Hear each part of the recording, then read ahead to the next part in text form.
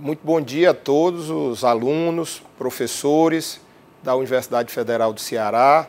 Quero cumprimentar aqui os professores do Centro de Tecnologia da Universidade Federal, no nome do professor Assir de Souza Filho, a quem agradeço o convite para estar participando desse encontro, para poder aqui fazer uma apresentação para vocês sobre as ações do Ministério da Integração Nacional no que se refere à política de desenvolvimento regional e também à política de infraestrutura hídrica no Brasil. No momento em que gravo aqui esse vídeo para todos vocês, eu peço desculpas por não poder estar aí presente, por questão de agenda. Nós estamos no momento em que estamos fazendo testes importantes no projeto de integração de São Francisco, testando as bombas, fazendo o primeiro bombeamento no projeto, e vocês vão ver aqui, inclusive em primeira mão, vão ter o privilégio de ter imagens sobre a primeira chegada da água no projeto de integração de São Francisco. Então, peço mais uma vez desculpa em nome do professor Assir de Souza Filho por não poder estar aí presente, mas, de qualquer forma, mando aqui uma apresentação para vocês e espero que atenda aí os anseios de todos. O tema sugerido pelo professor Assis para a nossa apresentação aborda o desenvolvimento regional e os recursos hídricos no Brasil, no Nordeste do Brasil. Eu vou falar de uma forma geral. O tema sugerido pelo professor Assir de Souza Filho para a nossa abordagem aqui nesse fórum é o desenvolvimento regional e os recursos hídricos no Nordeste do Brasil. Eu inicio a apresentação falando um pouco sobre a nova política de desenvolvimento regional, instituída pelo Ministério da Integração Nacional e que está a ponto de ser estabelecida através de decreto da Presidência da República ou através de lei a ser votada no Congresso Nacional Brasileiro. Os objetivos da segunda PNDR são 4. O primeiro objetivo é que nós devemos ter uma política que busque a convergência entre as diversas políticas setoriais. Um outro objetivo é a busca da competitividade regional e a geração de emprego e renda. Um terceiro objetivo é a agregação de valor e a diversificação econômica. E o quarto objetivo, a construção de uma rede de cidades policêntricas. Podemos aqui também verificar as dimensões estratégicas da política, ou seja, nós queremos um desenvolvimento regional que seja inteligente o suficiente para a busca da competitividade econômica e que tenha um desenvolvimento inclusivo para se ter a coesão da federação e que seja sustentável para se ter a sustentabilidade ambiental ou a qualidade ambiental. Abordando os princípios inovadores da nova Política Nacional de Desenvolvimento Regional, nós podemos citar aqui a questão da transparência, a participação e o controle social. Para se estabelecer essa política, se teve um amplo processo de discussão com a sociedade em todo o território brasileiro. Há que se ter o compromisso com o desenvolvimento participativo, inclusivo, inteligente e sustentável, respeito e valorização da diversidade territorial. Nós temos um país continental, então ele tem uma ampla diversidade ambiental, social, cultural e econômica. E outro princípio é a transescalaridade, ou seja, nós trabalhamos em diversas escalas, e a multidimensionalidade. Algumas inovações trazidas pela essa nova política, nós podemos citar, como eu já falei, a ampla consulta à sociedade, tivemos a Conferência Nacional de Desenvolvimento Regional, realizada em Brasília, a visão do desenvolvimento na perspectiva Sul-Sul, ou seja, a inclusão do Brasil como um país da América Latina, a busca de uma convergência horizontal, ou seja, a prática da intersetorialidade, e também de uma convergência vertical, ou seja, buscando o fortalecimento do federalismo. Uma outra inovação foi a criação do Observatório do Desenvolvimento Regional, que é um instrumento de monitoramento e avaliação da nova política, o estabelecimento de um fundo, o Fundo Nacional de Desenvolvimento Regional, como um instrumento muito importante para a política, o foco na inclusão produtiva e o fortalecimento de uma rede de cidades, já que as regiões que precisam de um incremento no desenvolvimento regional passam pelo amplo processo de urbanização. Saindo um pouco da política de desenvolvimento regional e focando agora nos fundos regionais, que são instrumentos importantes para o estabelecimento da política de desenvolvimento regional, nós apresentamos aqui os principais fundos constitucionais de financiamento. Nós temos na região Centro-Oeste o Fundo Constitucional do Centro-Oeste, que é o FCO, no Nordeste o Fundo Constitucional do Nordeste, o FNE, e no Norte o Fundo Constitucional do Norte, o FNO. Esses fundos eles financiam os setores produtivos com o objetivo de contribuir para o desenvolvimento econômico e social dessas regiões, que são as regiões que precisam ter um crescimento econômico para obter o mesmo nível de desenvolvimento das regiões sul e sudeste do Brasil. E vocês podem perceber aí o montante de recursos disponibilizados em 2014 para cada um desses fundos. Para o FNE, algo aí em torno de 13 bilhões e 100 milhões de reais, para o FNO 5 bilhões e 400 milhões e para o FCO quase 5 bilhões de reais. Temos também outros fundos, como os fundos de desenvolvimento, o do Centro-Oeste, o FDCO, o do Nordeste, o FDNE, e o da Amazônia, o FDA. Diferentemente dos fundos constitucionais, os fundos de desenvolvimento eles são mais voltados para o financiamento da infraestrutura, de serviços públicos e também de empreendimentos produtivos com grande capacidade de diversificar a economia da região, através da criação de novos negócios e de novas atividades produtivas na área de atuação da SUDENE, da SUDAM e da SUDECO. Vocês podem aí observar a disponibilidade de recursos em 2014 para cada um desses fundos. Um pouco mais de 2 bilhões para o FDNE, 1 bilhão, quase 1 bilhão e 400 para o FDA e para o FDCO, 1 bilhão e 100.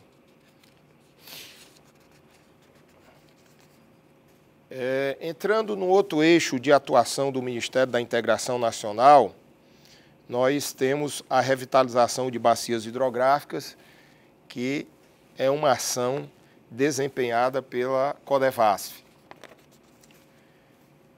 O programa de revitalização de bacias, ele é desenvolvido tanto na bacia do São Francisco como nas bacias do Parnaíba e do Mearim. Tem como ações principais o abastecimento de água das populações rurais nessas bacias hidrográficas, a coleta e o tratamento de esgoto nas cidades que ficam à margem desses rios, a recuperação e o controle de processos erosivos das margens dos rios, inclusive com o processo de revegetação para proteção e recomposição das matas ciliares e de nascentes.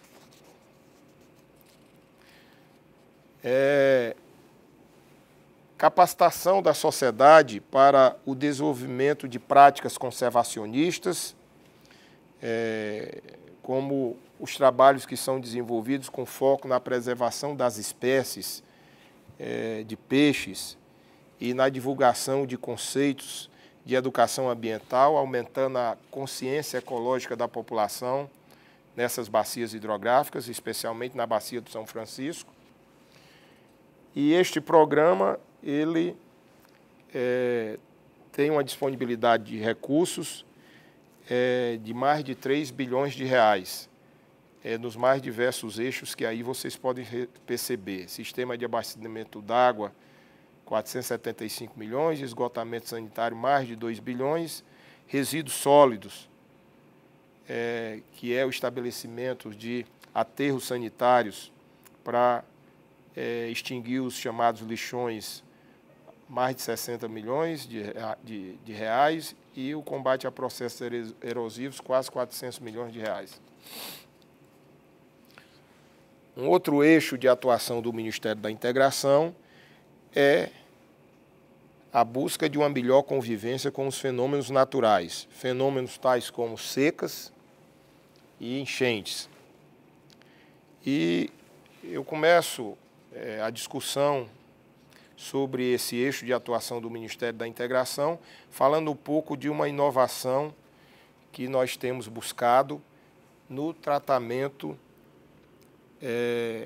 da preparação para as secas. Nós estamos trabalhando em cooperação com o Banco Mundial e com alguns órgãos estaduais da área de monitoramento do tempo e do clima, como a FUNSEMI no Ceará, a Agência Pernambucana de Água e Clima no estado de Pernambuco, com o Instituto Nacional de Meteorologia, com o CEMADEM, com a Agência Nacional de Águas, no sentido de estabelecermos uma política de convivência com as secas. O Brasil, como vocês podem perceber nesse mapa, ele tem uma vasta área suscetível hoje aos fenômenos de estiagem.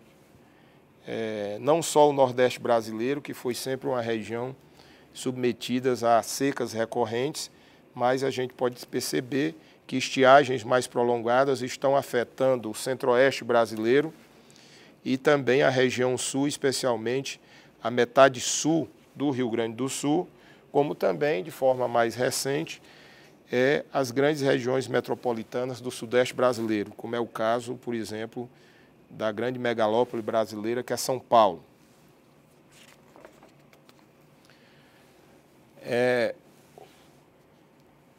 Nessa nova visão que nós estamos querendo implantar para a preparação de uma melhor preparação de convivência com as secas, nós estamos buscando inverter a lógica com a qual se tem trabalhado no Brasil com o tratamento das secas. Nós temos trabalhado da forma em que se apresenta nessa parte vermelha desse círculo que vocês estão aí observando. Ou seja, nós trabalhamos na gestão da crise e temos uma atuação reativa. A seca acontece, nós buscamos avaliar o impacto de forma muitas vezes assodada, procuramos estabelecer uma resposta e desenvolver ações de recuperação e reconstrução daquilo que foi danificado pelo processo de secas. A forma que nós buscamos trabalhar com esse novo conceito é procurar estabelecer um plano de mitigação para termos uma melhor preparação para as secas, buscando estabelecer um sistema aprimorado de alerta e alarme precoce para, quando entrarmos no desastre, estarmos melhor preparados. Dessa forma, estabelecemos 3 pilares para ter uma melhor preparação para a convivência com as secas. O primeiro pilar é termos um adequado sistema de previsão e alerta precoce. Ou seja, precisamos investir em base científica para termos um bom sistema de monitoramento e previsão das secas. Um outro pilar, que é o segundo, é buscar estabelecer uma boa avaliação das nossas vulnerabilidades através da avaliação dos impactos e termos uma boa resiliência ou resistência às secas. E o terceiro pilar é estabelecer um plano de mitigação e resposta para as secas. A intenção dessas medidas de preparação é aumentar a resiliência à seca através desses 3 conjuntos de pilares, desses 3 pilares que aí eu apresentei para vocês. Termos um monitoramento robusto, um alerta precoce e uma boa rede de previsão, termos um melhor entendimento e identificação da vulnerabilidade e da resiliência e dos impactos das secas e estabelecermos um planejamento adequado para termos uma resposta mais coordenada e sistemática e além de termos uma estratégia de mitigação desses eventos de longo prazo.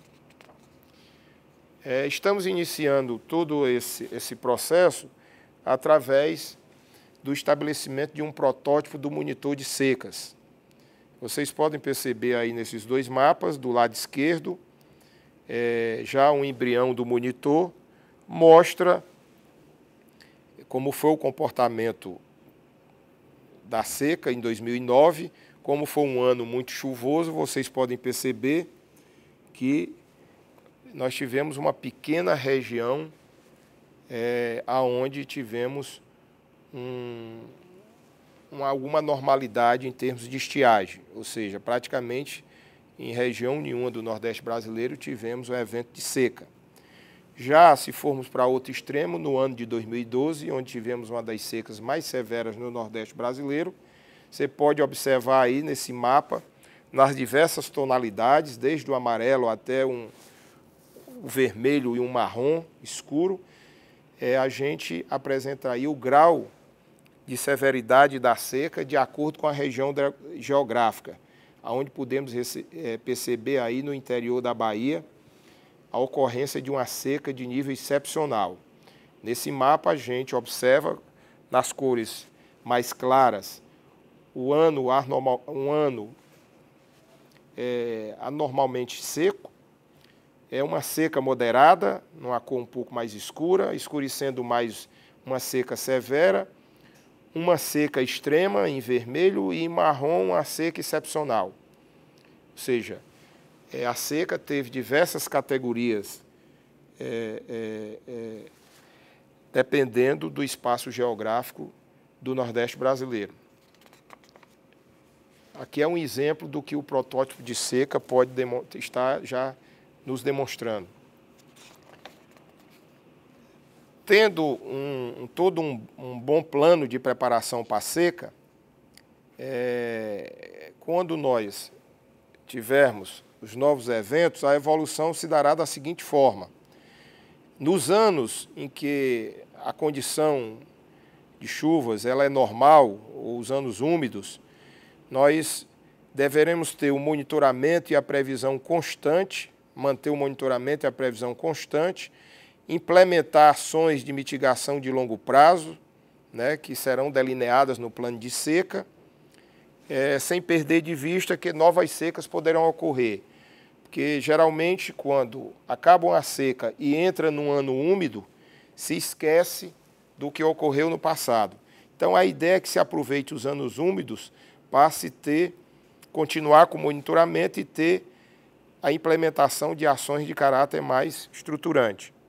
Entrando na seca, e se estivermos preparados para isso, nós deveremos implantar as ações de mitigação de curto prazo, através dos indicadores que têm gatilhos associados às diversas categorias de secas, apresentando essas ações nos monitores, no monitor de seca já estabelecido. Ou seja, entrando na seca, nós já temos um plano estabelecido para saber, num primeiro momento, que ações deverão ser estabelecidas.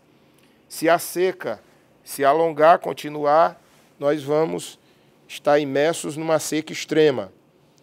Aí deveremos implementar, continuar com as implementações de ações emergenciais, estabelecendo gatilhos de acordo com a categoria da seca. E buscando estabelecer essas ações para os setores mais vulneráveis estabelecidos, essas ações que são pré-definidas no plano de seca. Acabada a seca, a gente volta novamente para a condição normal ou condição úmida. Aí onde deveremos voltar a enfatizar o monitoramento e a previsão e continuar implementando as atividades estruturais previstas no plano de longo prazo, para quando tivermos uma nova seca, estarmos ainda melhor preparados. Ainda na convivência com os fenômenos naturais, a gente destaca as ações emergenciais que têm sido implementadas pelo Ministério da Integração Nacional ao longo dessa grande seca que se iniciou em 2012, atravessou 2013 e ainda perdura agora em 2014. Vocês podem perceber aí na região do Nordeste brasileiro, assinalada aí em verde, as regiões submetidas, os diversos municípios submetidos à estiagem, agora ainda no ano de 2014, e em amarelo escuro, municípios que estão submetidos a uma seca mais severa. Como ações emergenciais, municípios reconhecidos com seca e estiagem, nós temos hoje, reconhecidos pela Defesa Civil Nacional, 953 municípios. Municípios reconhecidos com chuvas e cheias, nós temos 390, totalizando aí 1.350 municípios que estão hoje em estado de emergência. Ou seja, isso demonstra que o Brasil é um país, até pela sua dimensão continental, um país de extremos. Ao mesmo tempo, nós temos regiões brasileiras submetidas a secas e regiões submetidas a inundações. Como resposta às secas, nós estamos desenvolvendo a maior operação carro-pipa já vista no Nordeste brasileiro. São mais de 6.300 carro-pipa atuando no Nordeste brasileiro, coordenados pelo Exército, buscando aí atender uma ampla população. Essa seca tem afetado quase 4 milhões de habitantes no Nordeste brasileiro. Essa é a população afetada. Se pegarmos o período de março de 2012 até setembro de 2014, só na Operação Carro-Pipa já foram gastos mais de 1 bilhão e 700 milhões de reais. Um outro instrumento que tem sido trabalhado pelo governo federal, através do Ministério da Integração, é o auxílio financeiro para as famílias de agricultores que habitam os diversos municípios em situação de emergência devido à seca. Além do Bolsa Família e do Seguro Safra, o governo federal criou um outro instrumento de ajuda financeira, que é o Bolsa Estiagem. Na situação atual, ainda temos 608 municípios sendo atendidos, beneficiando aí 232 mil famílias.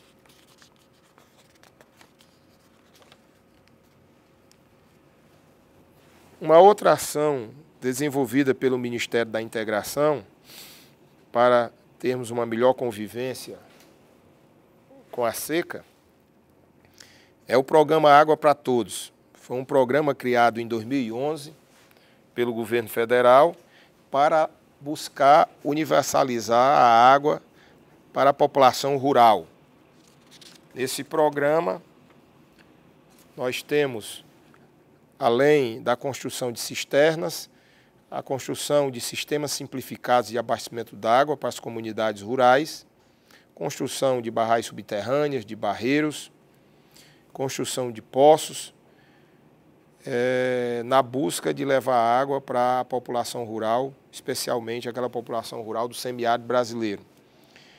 No componente de cisternas, já foram construídas, se pegarmos de 2007 até os dias atuais, mais de 1.055.000 cisternas. De 2011, quando foi criado Água para Todos, até hoje, já foram construídas mais de 725.000 cisternas, estando aí quase atingida a meta de 750.000 cisternas estabelecida pela Presidenta da República em 2011. Ou seja, a nossa meta é chegar até o final de 2014 com 750.000 cisternas construídas, entre 11 e 14, e já temos hoje mais de 725.000 cisternas implantadas, faltando aí pouco mais de 20.000 cisternas para alcançar a meta estabelecida pela Presidenta da República em 2011.